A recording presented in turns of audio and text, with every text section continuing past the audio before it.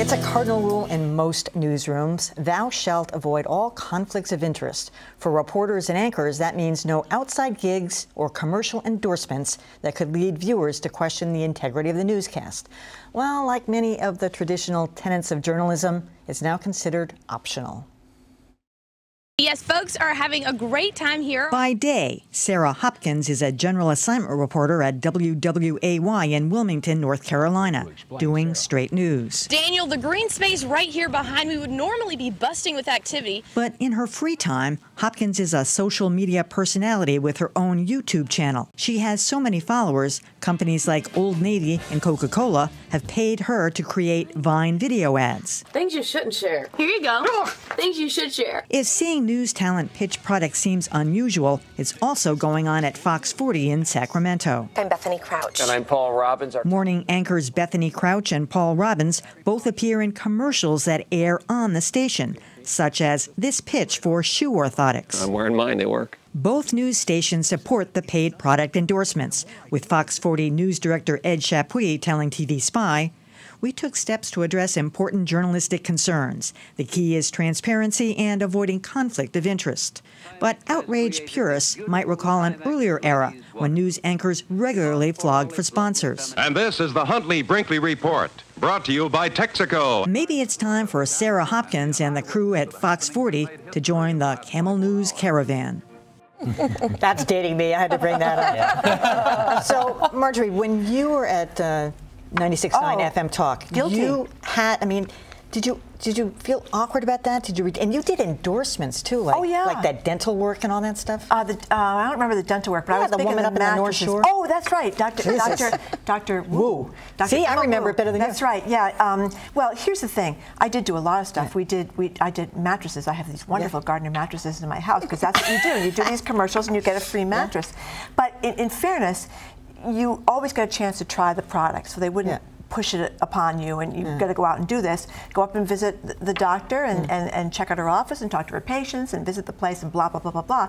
So it was an odd thing in the sense that I'd come from newspapers where you're not supposed to take anything.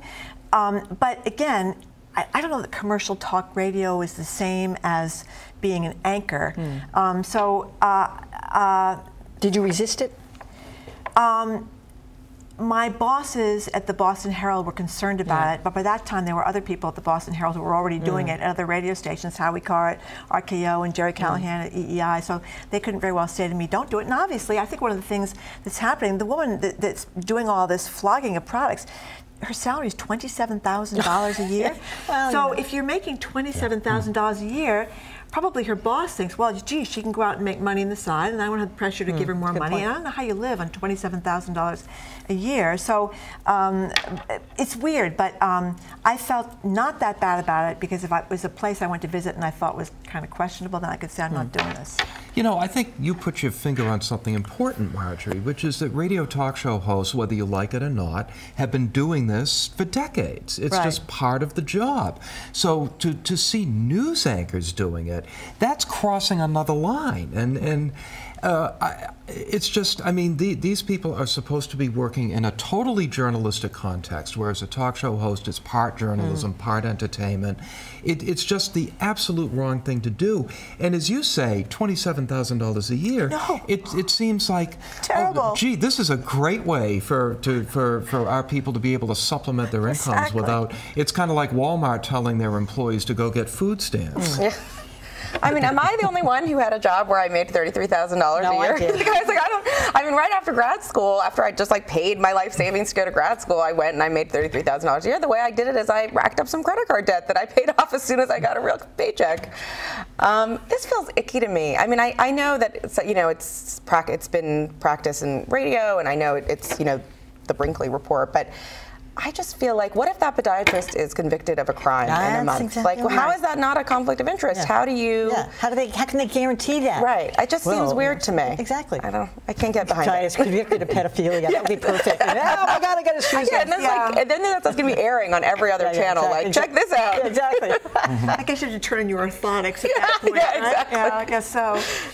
Icky's the right word. I'm old enough too, Emily. I remember John Cameron Swayze in the Camel News Caravan, and not only would it would be the Camel News Caravan. He'd be smoking a camel on there. So that's when you find yourself with a product that ultimately turns out to cause cancer, you've crossed the line. But Dan, you're right. Now, radio talk show hosts, for the most part, people understand that's entertainment, and what you're talking about there is you're using whatever celebrity you are to pitch a product in as entertainment. When you get into the realm of journalism, that's a very different world. And so I'm off the hook. Exactly. You're up there. It's interesting, Tom, that these two examples are different, because Sarah Hopkins actually does her gig on the side and doesn't intermingle it with her presentation. But the Fox 40 people do it right there. Right on the air. That's right. I think I would go easily on her. She's something of a personality, but I don't know, and I didn't see the videos that she's doing to know if she is identified as being a reporter on the air. I would kind of hope that that's not the case.